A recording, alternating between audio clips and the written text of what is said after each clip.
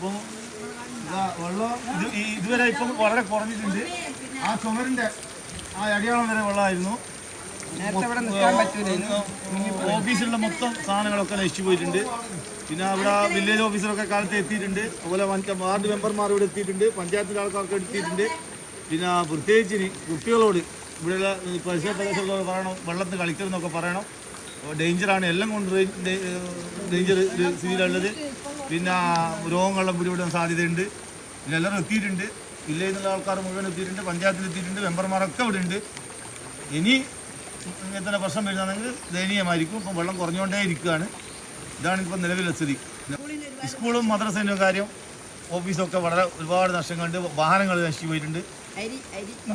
അതുപോലെ അരി 750 കിലോ അരി വന്നിട്ടുണ്ട്.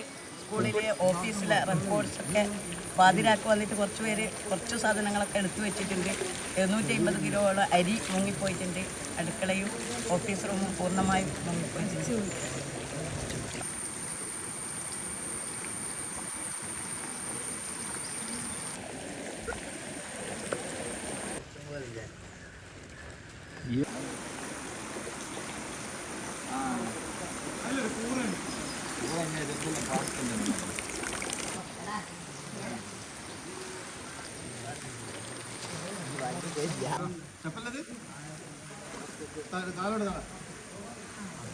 കുറയുന്നില്ല.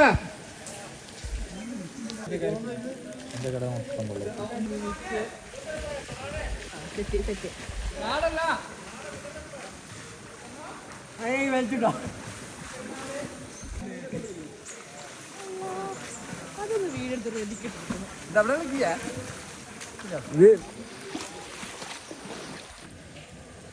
ഇവിടെ കുറച്ച് ലാസ്റ്റ്